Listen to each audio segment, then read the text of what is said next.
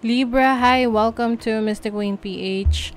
Ito ang inyong energy update for September 1 to 15, 2025. If you're interested in private readings, meron tayong 50% discount sa mga tarot reading services. Extended yan hanggang September 2025. Ayan, so kung gusto nyo mag-book, meron tayong link sa description at sa pinned comment. Paka-check nyo na lang. And also like, share, subscribe. Comment na rin kayo kung kayo naka-resonate. And meron tayong free one question tarot reading. Comment lang kayo ng question nyo sa comment section. Ipili tayo ng mababasahan.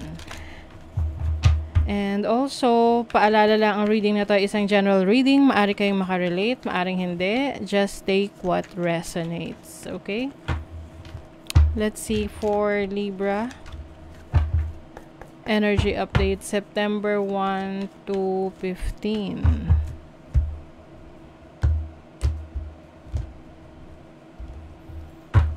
Okay, overall energy, challenge, opportunity, blessing, energy ng money, career, finances, love life, and family. Bottom of the deck, Page of Swords.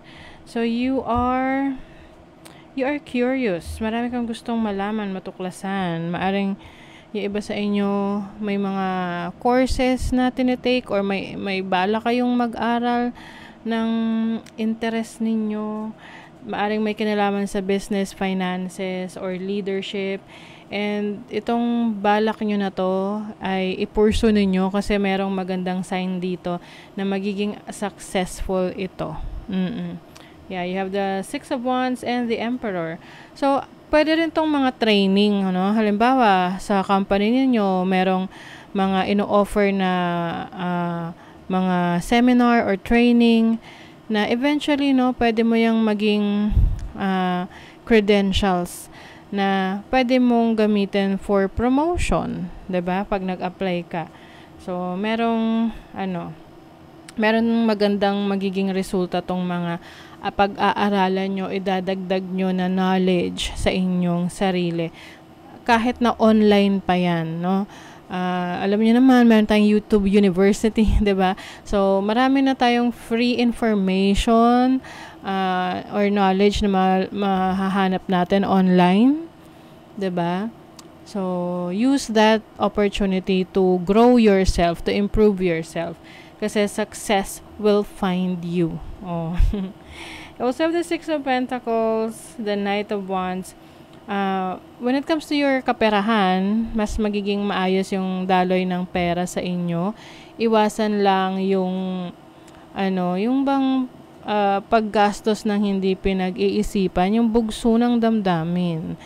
Oo, dapat lang, kung ano rin kailangan, 'di ba? Para mas makaipon kayo at mas maging maganda ang daloy ng inyong finances, mabalanse ninyo 'yan. You have the Page of Pentacles and the Four of Cups. May opportunity pinipresenta sa'yo, pero parang hindi ka interesado. Okay. Kung ito ay medyo magulo, yung parang hindi mo siya maintindihan, tama lang naman na wag mong tanggapin. Kasi pwedeng may mga, scammy, 'di ba? Pwedeng, hindi totoo yung intentions or parang pang sarili nilang benepisyo yun, kaya ino-offer sa'yo. So, be very careful din. So, your overall energy is the Queen of Swords. Speaking of being very careful, so, pagdating sa mga taong nakasalumuha mo, nakakausap mo, maingat ka sa mga tao na pagsasabihan mo ng mga private information tungkol sa'yo, no? So, kumbaga, bilang na bilang yung mga taong pinagkakatiwalaan mo.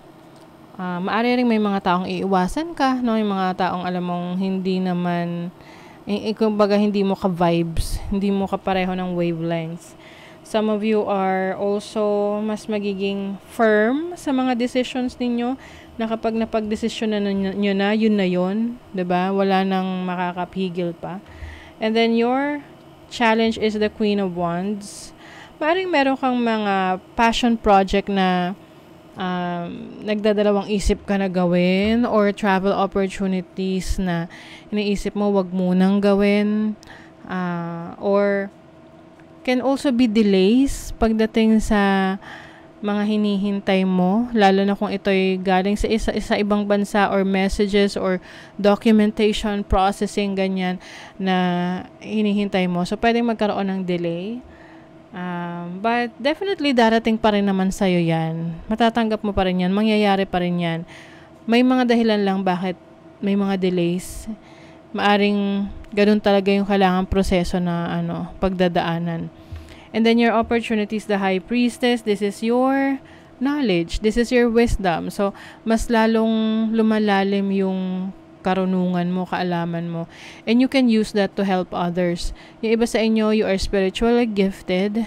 Meron kang kakayanan na mag-discern ng situation na pwede mong tulungan yung ibang tao. Like, for example, you're like a tarot reader or astrologer, or you are into spirituality, mysticism. So, if andun yung inclination mo, pwede mong i-explore. Yan. And then your opportunity, your blessing is the King of Pentacles. So, the King of Pentacles is financial stability and also leadership role pagdating sa trabaho, sa career, sa business. So, you will be blessed with wisdom, knowledge, para maging leader. So, yung iba sa inyo, pwedeng kayo ay mapopromote sa trabaho or maibibigyan kayo ng leadership role sa inyong work, sa inyong career, or even sa business na masasabi mo na marami ka nang alam sa negosyo na to, and you will be one of the kumbaga ikaw yung isa sa mga tinitingala or ina-admire sa field mo ng iyong career. And then your money, career, finances, you have the Page of Wands. This is exploration and going on an adventure. So, medyo adventurous ka ngayon adventurous yung atake mo pagdating sa trabaho mo, sa business mo. Mas gusto mong mag-explore, mas gusto mong alamin pa yung potentials mo. Which is good kasi, kumbaga hindi ka lang nagfo-focus sa kung ano yung meron ka ngayon, you're also focusing on what you could have in the future. Some of you are, that's why yung iba sa inyo nag-aaral, nagdadagdag ng kaalaman, nag-i-improve ng knowledge ninyo. Kasi that is really helpful para sa inyo to improve your career, improve your business, yung iyong knowledge. Dahil magbubukas yan ng mas maraming oportunidad sa'yo. Now, sa love life naman, you have the Ace of Wands. This is a new beginning. So, some of you, maaring pagdating sa relationship, mas aggressive kayo or mas proactive kayo in your relationship. Kung single ka, maaring nagbibigay ka na ng pagkakataon na lumabas, mag-explore, to go on a date, meet someone, para, magkaroon ka ng experiences.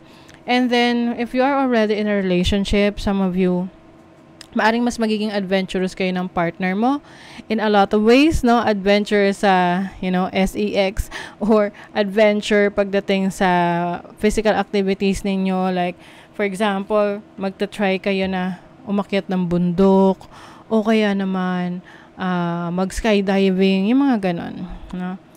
So, let's see what else. Libra. September 1 to 15 for Libra. Oh, diba? Study. Yes. You are studying, you are learning, which is going to be very helpful para sa'yo in general. Uy, meron kang i-let go, something that is no longer serving you. Hindi na nakakatulong sa iyong pag-unlad, sa iyong paglago. Good cheer. Yung iba sa inyo, meron kayong kaibigan or nakakasama sa buhay na very supportive sa'yo sa mga ginagawa mo, laging nandyan to give you advice, to support you all the way. Ayan. You have a moon in Leo in the 5th house. Uy, meron kayong admirer. Maaring may nagsisimula na namumuong romantic connection with someone. Oo, maaring nagpaparamdam sa inyo. Pwede ring vice versa, ikaw yung nagpaparamdam dun sa person na yon. 'Di ba? Anong sinabi ko sa inyo kanina pagdating sa instinct nyo, intuition? Some of you, Libra, are into healing, spirituality, tarot reading, the esoteric, mysticism. And maaring isa yan sa pinag-aaralan ninyo kasi maaring yan yung isa na sa ipupurso nyo na career.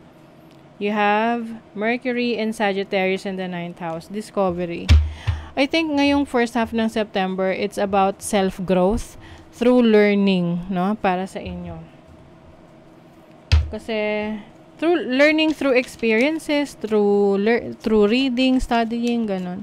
Kasi maraming ways para matuto tayo. Pwedeng theoretical, pwede ring application, 'di ba? Through experiences. Oh my God, meron ka talaga ile-let go. Sabi rito, let go of convention and follow your own unique path.